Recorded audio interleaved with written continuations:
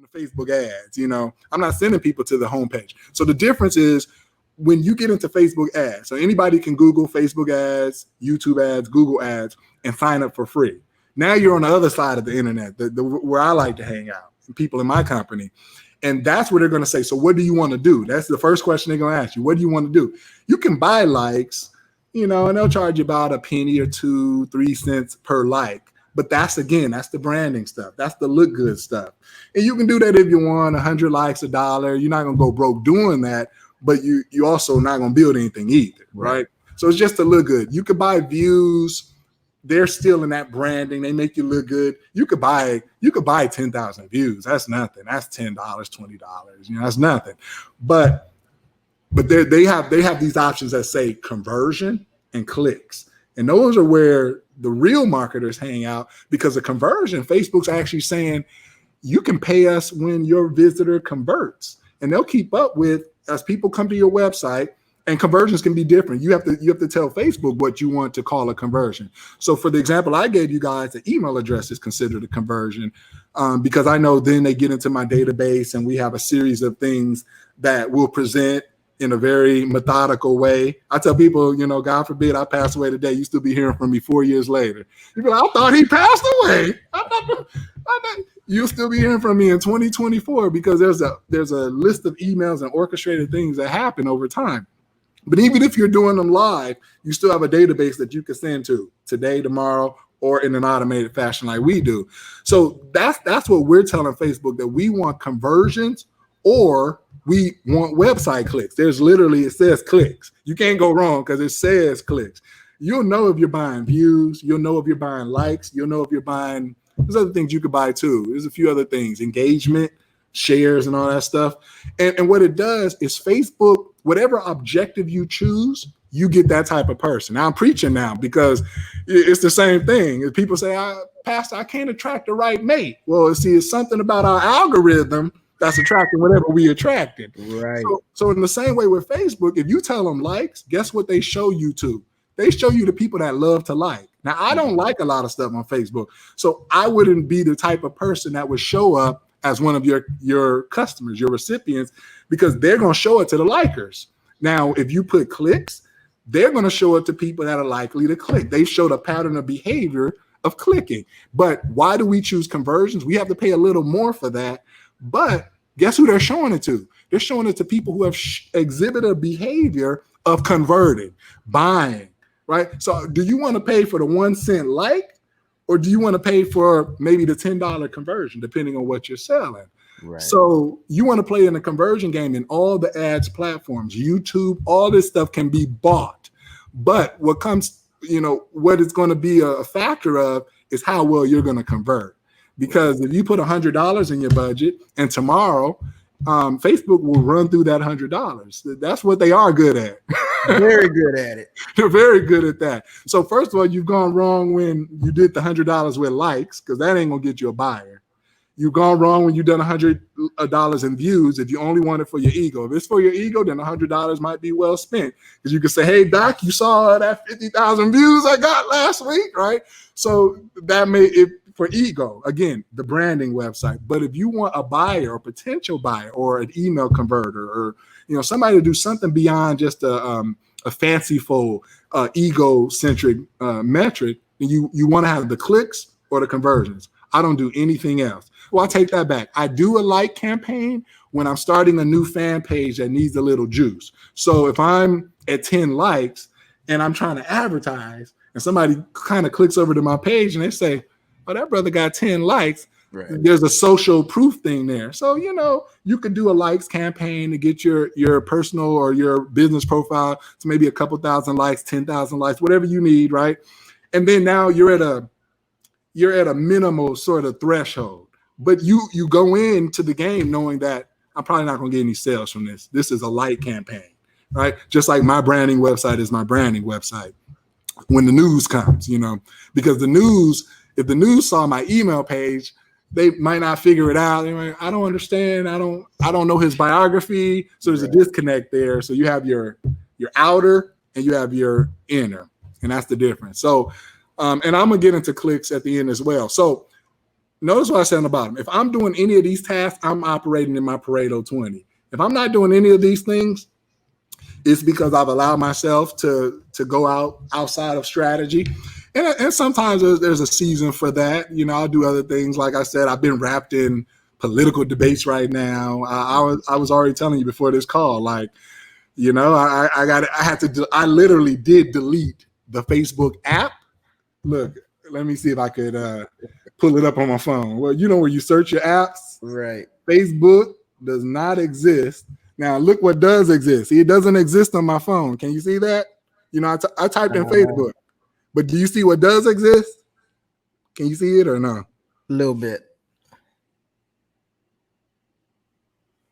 That Facebook ads. So I got the Facebook ads. I even got the Facebook page, because when you become a page owner, right, you can look at your comments and things like that. But I don't have the Facebook app. I don't have the Instagram app, but I still pay attention to the other side of the internet, because the Facebook app side was getting me away from the things that I know that I do best at full force, right? So that's all the two is. So when the focus is free and you really know what to focus on, take a screenshot of this page, then you start saying, there's a lot of things out there I didn't know. I do what I do well, right? But when it comes to this, and it's not to say that you have to learn this stuff, but you should be aware of it, because then even when you go out to hire somebody, you might hire a copywriter, you know, then, you know, they can't come into your world and just tell you anything. You know, you heard about the HIPAA formula. So, you know, if they're not using a headline, you're like, where's the headline? They say, oh, you do more than preaching, huh? Oh, yeah, I know about a headline,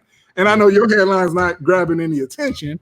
And then when they come in saying, oh, we just going to put a post up on your page, oh, you're going to say, you know, organic right now is not reaching a lot of people. What you know about Facebook ads? See, so there's a level of knowledge that even when I get into something new, I like to educate myself to a minimum thing. If I want to invest in the stock market, I'm not Warren Buffett, but I can know a little bit enough that if I ever wanted to hire someone, you know, you're not going to just tell me anything. So I do think, in terms of education, I pride myself. What does it say? We are destroyed for the lack of what? Knowledge. Absolutely. So I think we ought to educate ourselves, even if we say, okay, this ain't what drives me. It's still value in understanding how the internet works, and how the people that understand the internet keep making it work. It's just a knowledge game. You know, there's people that have lost their life savings, sadly, in this season. And there's also people that have created generational wealth in this season on the same stock market dive and on the same workup. The only difference is experience and education. I always tell myself it can be learned when I'm starting something new. So the third one is eliminate anything that is not your core competency. So for me, elimination is freedom. For me, most people are like, what do I need to add to my life? For me, it's like, what do I need to take away? What do I need to take away so that I'm left with true freedom? And so it's forest, trees, branches, leaves. Everything I do is forest, trees, branches, leaves. Have you ever heard that line before? No. It's the same. This is high level. This is specific. So in business, a lot of us will get tied up with the leaves. You know, leafy is very specific things. Forest level will be your strategy, right? Some of the things that we just covered, like where you're focusing on, you know, just we'll get caught up on our branding website. Oh, you know, that button needs to be a little bigger. Nobody's buying on font size 12 versus 14. Maybe, yeah, it'll help people see it better, but that's leafy stuff. There's a time and place for that. You're driving millions of visitors, a leafy change might help. But if you're not, none of these decisions here are going to have make or break things, at least on the internet. It's going to be your forest and your tree level thinking. It's going to be your high level thinking that's going to do it. So I try to operate mainly there, and that frees my time up. So what can I do less of, not more, is the idea. So what's an example of this? Like when it comes time to do your website, you know that what it's going to come down to is your funnel. So that's one thing that I would do. So if somebody comes to me, I say, okay, let me see your funnel. They say funnel. I say, yeah, your funnel. Funnel looks like this. The funnel starts with a wide open. You know, some. So let's give an example. Somebody wants to teach. I know a brother that I mentored indirectly. He told me in January that I was a mentor to him. and he teaches biblical principles. Myron Golden, maybe people have come across him. Very biblical centric person in the business world, and he teaches biblical principles. So a force level strategy might be, okay, well, what do I want to give? So it's still biblical principles, right? So you give first. Online, you'll do better giving something first. So if you have a book, it might be, hey, give me your email address for the first chapter of my book, right? Wow. You're starting with reciprocity. You're giving. Maybe what you've done is you've not only given them the first chapter of your book, but you've taken the time to do an audio, expository, or you've done some audio, not even a reading of it, like an audible, not even that, but just like a behind the scenes, here's what I wanted to convey in chapter 1. And you put that together, right? Maybe you do a study guide or something that's not in the book. And now you go to Facebook ads and you target the right group, and they get that workbook. They give you their name and email. From that point, now they join your mailing list. Now you have a group of people to communicate outside of the bubble of Facebook, because what you want is not to get your name out there.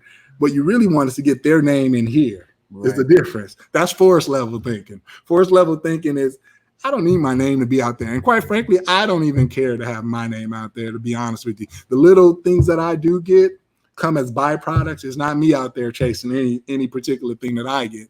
I'd rather have a secret mailing list of 1 million people and you don't even know who I am on the street, unless you're one of my customers. Mm-hmm. I'd rather that. I'd rather the power of 1 million people on my phone than, 1 million people that know me out there and just all the problems that come with that.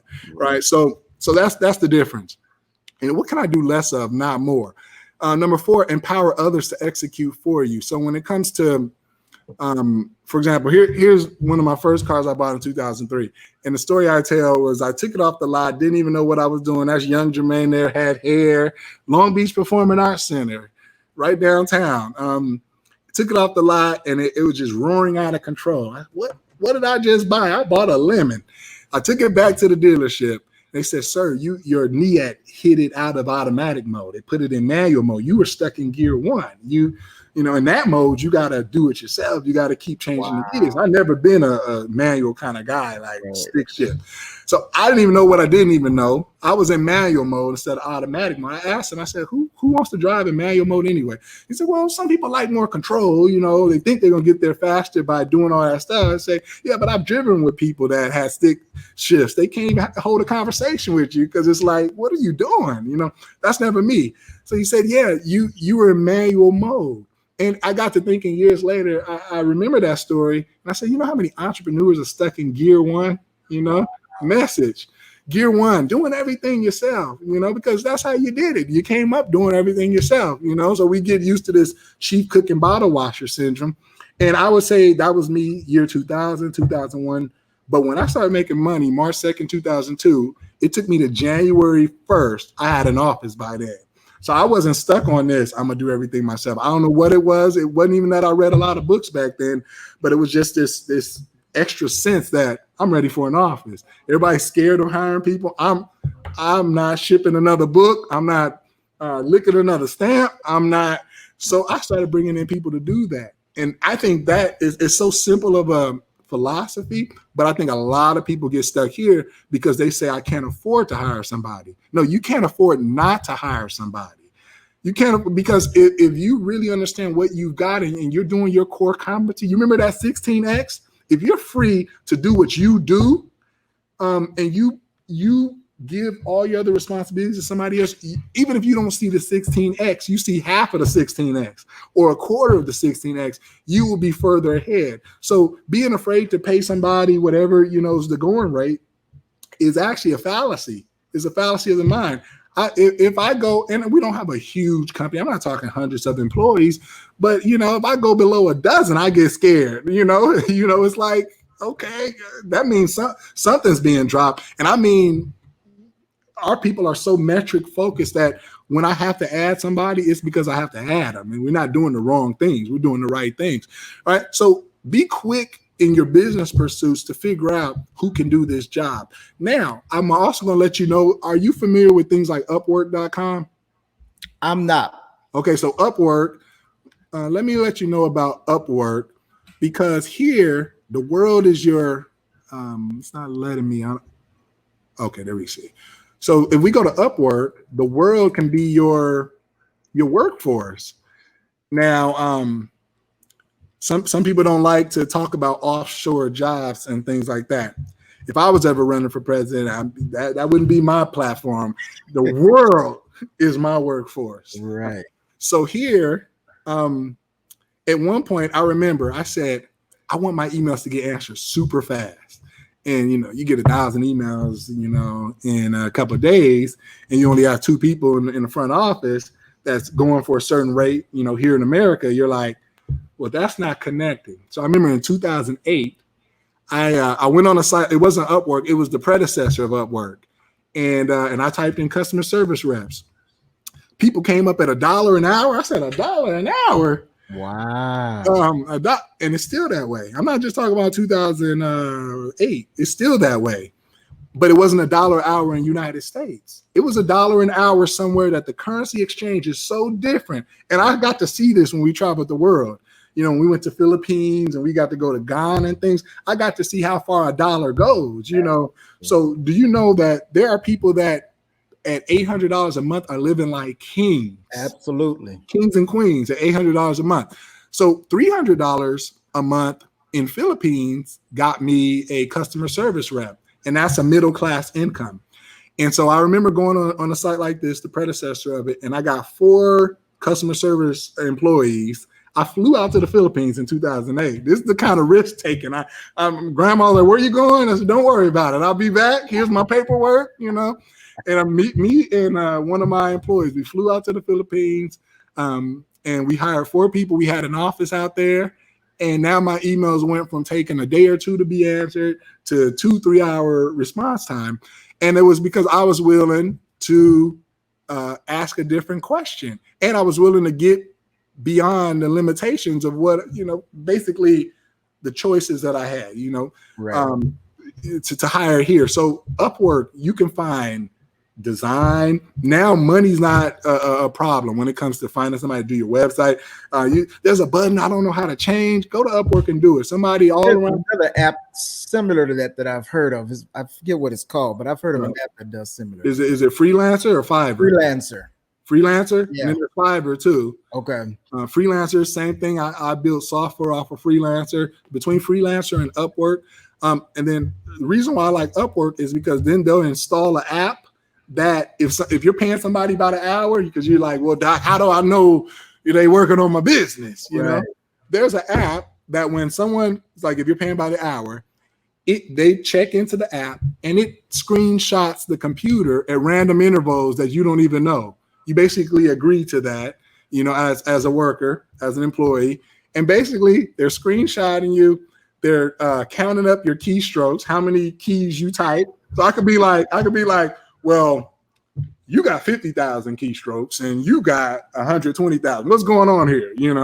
We've had our meetings about that. They're doing the keystrokes. If you want, you can enable a random webcam. So I don't choose to have my people in prison like that. We work on an incentive base. So it's basically like, hey, if the emails are cleaned out, you can work whenever you want. I don't care when you work, as long as the email box is cleared out. And you know what? I'm feeling a little risky. I want to see. Now we get thousands of emails a day, but I have this incentive to make sure the emails are cleaned out. So let's see how many emails are in the box. Wow. It says only 3 emails in there right now. So we're doing pretty good. Wow. and then there's another metric that I like to look. It's called your happiness score. So let me just peek at it. Okay, so we had an 88. That's anything over 70 is good. It's out of 100. So we had 91, great. We had 6. They don't count 6, so it's basically 91 minus 3 is 88. Okay. So when I'm around the world and I have these little metrics that I can pay attention to. You say, oh, you must have been not been paying attention to your business. Oh, I was definitely paying attention to my business. But I got numbers, or you got 2 numbers, you got 2 numbers, you got 2 numbers, you got 2 numbers, and you got 2 numbers. And that's all I need to run my business from my iPhone. Is everybody doing their numbers? And when you have it ran that way, you will never be afraid to hire somebody. Why would you be afraid to hire somebody that's going to do the numbers that you can't even do yourself, even on full octane? So where people make the mistake is you hire people without metrics. You hire people without objectives. If I hire somebody and got a bunch of knuckleheads looking at me, what we doing next, boss? Right. Well, of course. Why do I want to sign up for that? So I learned 15 years ago, and Corey taught me this too, is don't be afraid to hire. Fire, what do they say? Hire slow, but fire fast. Wow. So take the time to find the right person. And look, let me share this. I'm getting excited. Even your ad, everybody does a regular ad. Like say you post an ad for a personal assistant, or you place an ad for this. Everybody does the same old ad. Somebody taught me, he said, look at what everybody's doing and do the opposite. That's step number 1. I don't care. You don't even have to know the HIPAA formula. You don't even have to know the right techniques. Just look at if I go look at Craigslist and I look at all the ads, I just do the opposite of what most people do, because the financial metrics and the tax returns of the world don't lie. It's in the hands of 1 to 10% of people. So that means 90% of people are just wrong about economics. Okay, so take 9 out of 10 and just go the other way. So I learned that. So even when I'm placing an ad, the difference in my ad is never something like get paid this, turn in your resume here are the qualifications you need. That's boring. That's what everybody does. You make your ad like you make your copywriting in a real Facebook ad. How you sell a book is how you sell an employee, because that employee, I'll say something like, I don't even care what your resume looks like, but what I do care is that you have these qualities and you're willing to learn. Because there's a guy named Jim Collins, and he said, in your business, it doesn't care. You don't care for the specific people. You just want to make sure whoever's on your bus is the right person. So your bus is going somewhere, right? It's going to where your dream and vision is for your company. And you don't care what seat people are on, but you do care who's on the bus. So I have one guy, he knocked on my dorm room year 2001, Brian. Brian's been with the company for 19 years now, because I noticed he was like, hey, how you doing those CDs? I'm like, oh, I'm printing them at this one. I'll do your CDs $1 a CD. I got this. He had a CD replicator or whatever, and he figured out how to put the sticker on the front. I was like, that's like he basically came in, knocked on my dorm and figured out how to make himself a value. And then next he was like, you need help with the boxes. I was like, sure, I can't pay you much here. We just now turning that, but he stuck with it. And now Brian's the first person I hired, and he's literally the oldest person on my staff running everything. And I could leave the country and know that I got at least one person that was here at the transition of it. So you're looking for the right person. You don't care what their experience is. Look, you're never going to hire anybody that's going to revolutionize your business with their experience. You know why? Because nobody who can revolutionize your business is going to take a job with you. Right. You can't afford them. You can't afford them. I would never take a job with somebody, So, the best you could do is maybe consult. And I don't even like to do that, because that was hard to do while traveling anyway. But sometimes for the right person, I will do it. But no, you can't afford that kind of person. They just don't exist. I mean, unless they have a story of, okay, I started 5 businesses, I grew them to this, they all went bankrupt. I do know a lot, but I'm just not willing to get back into that. I do have these issues and that issues. I'm a smart guy. Call these people and let them know. I mean, you got rare people out there that are like that, but for the most part, they're not looking on Craigslist like that. So what you are looking for is a person that likes security. You like a person that likes security. So they're not entrepreneur. We're all different. We got to come to grips that not every one of us can be a Gary or Jermaine that like has their financial future in their own hands. That feeling makes some people vomit because we're all different. That feeling of, you mean to tell me I got to come up with my paycheck, next? See, you're looking for the type of person that feeling makes them vomit, but they're a high quality person. They're a high quality worker. And then you train them to do Like the person who runs all of our video stuff is not a videographer. I'm not going to hire a videographer. I'm going to hire the person that shows me they can learn. Oftentimes, if I'm interviewing somebody, I'll create a dilemma. I'm going off script. I hope I'm not wasting your time. Man, do your thing. Okay. So I'll create a dilemma, right? But I knew that I wanted to create this dilemma, and I'll just watch what they do. If they go to help me solve the dilemma, I know I'm closer to the right person. Wow. If they waited for me to solve it, like they just sitting around in their thing. I mean, if they grab their phone and I'm like showing signs of stress, Right. like I'm like, oh my gosh, what did I do with that? They say, hey, can I help you find it? Or I know I'm new, but can I help you do anything? I'm like, yeah. So, these are little things that they don't tell you in the books, but you just learn it. You learn it with experience. But that's the key idea here. Get out of gear one sooner than later, because with the right people on the bus, here's another, just one more example in this. My wife's cousin, he was a videographer. Thanksgiving, he got the same things. Man, I've been seeing you in the news and congratulations, you my cousin and stuff like that. What can I do? I want to do this. I went to video school. He had the branding videos. I'm like, them videos don't sell, huh? He like, nah, but they look good. I'm like, okay, I'm gonna give you 3 books to read. Just read them. Because at that point, I wanted to see. Yeah? A month later, he came back with the 3 books. We having a conversation now. We talking marketing now. You went from not even knowing anything to what a landing page is. The different things that we talk about. See, I saw that drive and hunger. He went on to become my COO, and then he got so big that he left me for this super high paying 6-figure job, and it was okay. It was like, he wrong. I don't care. He wrong.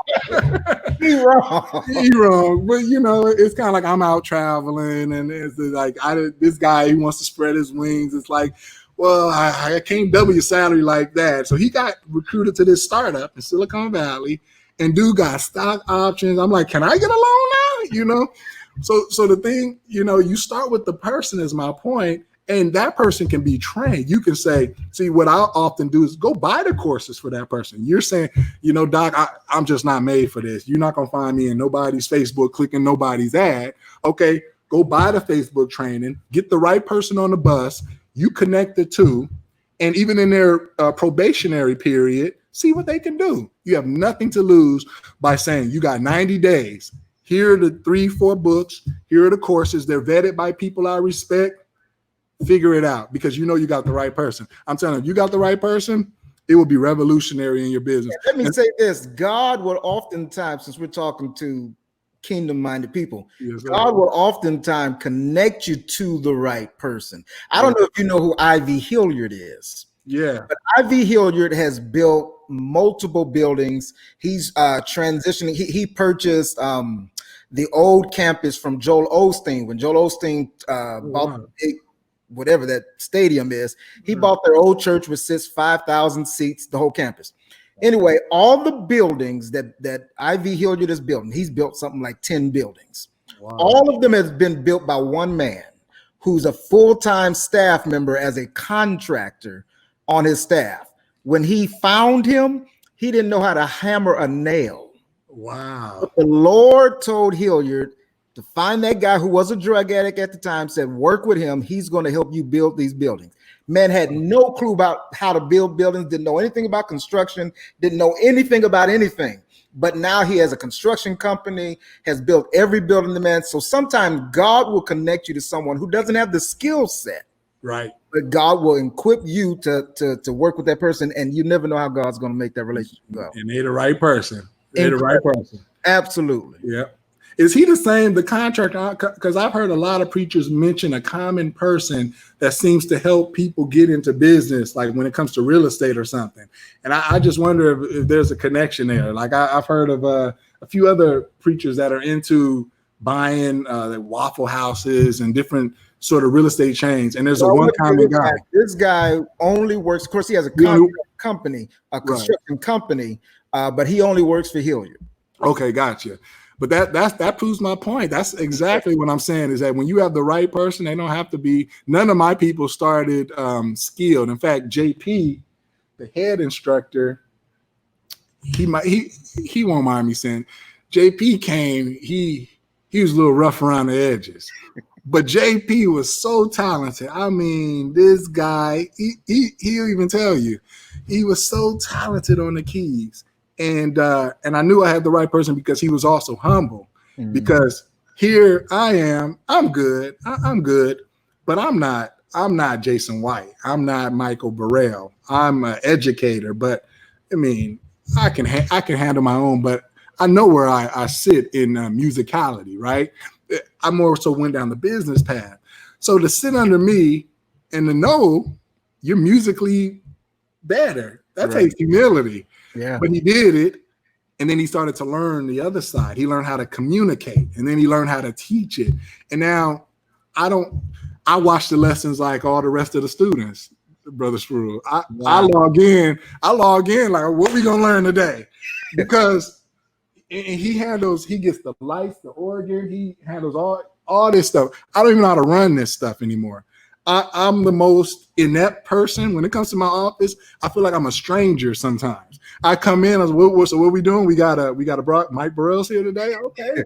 Hey Mike, how you doing? I'm the talking head. I'm the president, like the country, we could be talking. It be talking. Somebody really running it. Right. So that's my point. And everybody, if you're doing it right, you're gonna have these key people that they're providing value, and you take care of them. And everybody gets what they need from the mission and the operation. What are the 3 books that you gave your cousin to read? I gave him The Ultimate Marketing Plan. That was Dan Kennedy. I gave him Ready, Fire, Aim, Michael Masterson. And I gave him Persuasion by Robert Cialdini. Because for him, I wanted him to go into my marketing department. So Ultimate Marketing Plan was a really good overview. Okay. And any book by Dan Kennedy was a good book.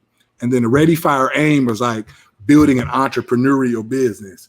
Because when you go, when you research the other side of business, like Silicon Valley, they're saying, okay, here's what you need to do with your business plan. Here's how to get your first loan. And there are businesses for that are capital intensive.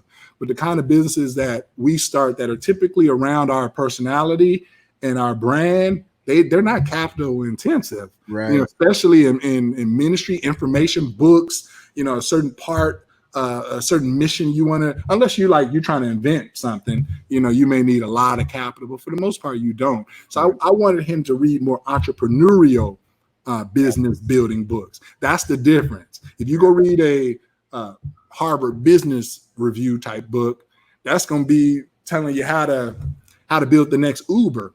But again, and some people are built for that. But again, those are all or nothing. If you see the numbers on how many Ubers, how many are dead because one Uber made it, you're talking 1 in 100,000. Yeah, it's very bleak. It's very low. So I try to get people to, start a business that starts with little risk, but has a higher chance of actually succeeding. It's built around you. You connect with a customer, you give them what they need. And this is not this big risk, all or nothing type of thing. That's what I tell people. So the D is data-driven marketing. And that's another book. It's called Data-Driven Marketing. That's a little bit more technical, but when folks are ready for it, just thinking in terms of data, because once you've cleared your plate, notice that the F, the R, and the E was all about focus and clearing your plate. Remember, it was focus, reorienting, empowering others. These were all about getting the freedom. Now, the rest of the letters are the things that you actually should be doing. So the D is data-driven marketing. This is what I learned. We were in this helicopter in New Zealand, and I learned about instrument rating. And what that means is some pilots have to look out the window. Their rating is only so high as that they can pilot a plane or a helicopter with their visual sight. So they have to look out the window. But there's a rating that you get to, and it's called instrument rated, where you can pilot a plane or a helicopter without looking out the window. Meaning you could be in clouds, you could be up, your view could be obstructed, weather, and you still know that the plane is right. You're not upside down. You're not headed in a nosedive, right? This is a certain level you get to. And sadly, when Kobe Bryant left us. It was because of this. There was some reports that the guy wasn't instrument rated. They got into the clouds, and literally, you slam into a mountain when you don't understand what the numbers are telling you. The numbers are telling you that there's some obstruction, there's something up ahead. But if you're not rated or you're not paying attention to them, then that's what, unfortunately, that can be the result of it. And that's the same thing is true in your business. So in your business, remember what I said earlier, I can run a business on my phone around the world because I know the numbers that I'm looking for. And in my marketing, I know the numbers. So this is what we call KPI, key performance indicator. So when you get to advertising, and even if you want to hire somebody, they're going to say, what are your KPIs? KPIs are the numbers that you're trying to hit. Let me give you some examples. I'll write them all out so that we can do a screen capture. Okay, so these are some of the things that you're going to come across as you get into this marketing thing. And as you start being willing to pay Facebook and YouTube and Instagram and Twitter to get your message in front of the right people. Cost per lead, right? So Facebook goes, okay, for $10, we'll get you in front of 1,000 people, $10. That's called CPM, cost per impressions, cost per 1,000 impressions. So it's usually about $10. $10 for your ad to be seen by 1,000 people. Well, one of the metrics, it's not on here, is how many of those thousands click it. That's called a click-through rate. That's not on here, but that's something that I pay attention to as well. But once they click, right? So once they click, they get to my website. Now, if Facebook's charged me $10, now the question is, and 1,000 people saw the ad, the question is, okay, if I have a 2% click-through, that means 20 people out of 1,000 are going to actually get to my website. That's it. So another thing is knowing realistic numbers. Because somebody will see this and be like, hey, y'all, Facebook showing my thing to 1,000 people. I'm about to have 1,000 sales tomorrow. No, you're not. Only 1,000 saw it. Now you got to say, out of the 1,000, how many are going to click? That creates a metric, something that you can improve. So, pop quiz to you, Dr. Spruill.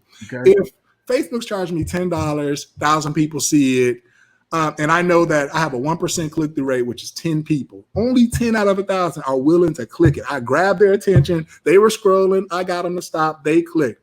Okay, so what could I do to maybe change that click-through rate from 1% to 2%? What's something about my ad, that maybe I could change?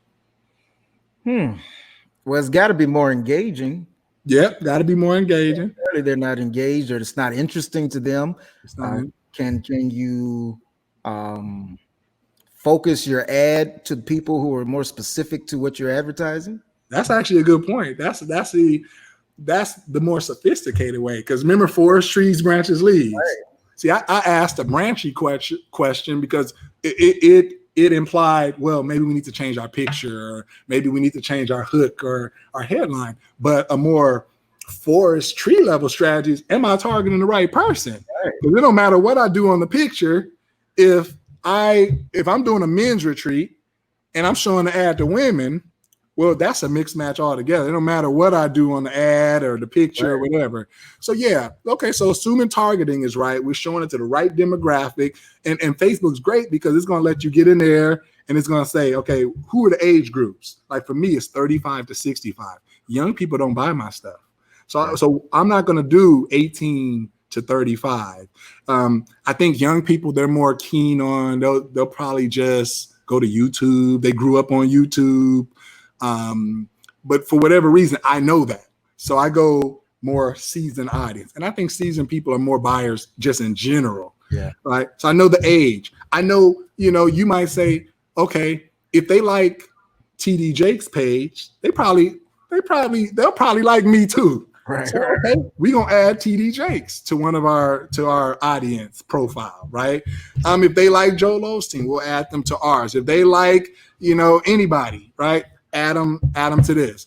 Then I got my age. Then I got my gender. Maybe it's everybody. I'm not too restrictive on that. Then I got my location. Maybe it's all of the United States. Maybe I'm doing some things outside of the United States, right? So you got your targeting, but and then they let you put a picture on there, right? And that's where things get interesting with like cost per lead. Facebook is blue. So if you want to stand out, you probably don't want to have blue in your banner. We look at the color wheel. You know, have you ever Googled color wheel? Covered that in the last session. Yeah. Oh, okay, gotcha. So pick things that stand out like that, right? But anyway, for me a metric is $1 per click. $1 per click. So I think right now I drive about 600 leads a day, 500 leads a day, and that's low. That's just because we're not paying attention. But I like my metric to be around $1 to $1, I don't know, 40 an email. And let's see what we're doing on Google. On Google today, in one of the brands, it says that let me go to today. Okay, so we've driven 220 email leads at about $1.32. So remember what I quoted you? This is on just the Google side. So that's today. Let's see what we did yesterday for this particular landing page. So we did 319 emails at $1.32 as well. Wow, we kind of hitting the same numbers. You can see how reliable that is. And we still got some time left today. So that's on the Google side. And then you do another 300 leads on the Facebook side, like I said. And then we got a little bit Instagram, which is a part of Facebook. But that's 600. Now I've been as high as 1,000 or 2 leads a day. Wow. And I got to pay more attention to that. Because you be in the country, you be like, hey, what's going on, y'all? Oh, we spending $2,000 a day, boss. Hey, y'all need to roll that back unless the numbers are matching. Right. But, so you look at these things, and so I'm paying attention. I know that all I got to do once a day, and I don't even have to do this. It's somebody's job to do this for me, but I'm very engaged. I'm a marketer at heart, so I'll be doing something random, and I open up my Google Ads. And I see it, and it'll say $1.32. I say, okay, we on the money, $1.20. We on, if that said $5, it's too much. What happened? Yeah. Is the website up? Did they put the branding page in there? Did they put the pretty homepage? Because that's what the pretty homepage is doing. Because there's too many things for them to do. If I put the pretty homepage, it will be $5, $10 a lead. Wow. Because only so many people are going to stop and put it in that box. The rest of the people, they want to click on the blog and they want to click on the instructors. It's too distracting. So that's where the metrics come in. And then conversion rate, because on the next, they put in their email address. On the next page, they're going to have an opportunity to buy. So here's what it is. Here's your report that you requested, but we also want to make a special offer. Can we have your permission to make a special offer to you today? Right. And I love to do that because you don't want to hide that you're selling something. Right. Now, some people don't hide that from the beginning, but I think that they scare too many people off. So you can sell straight off of Facebook. Like you can have them go straight to your Shopify and you can sell.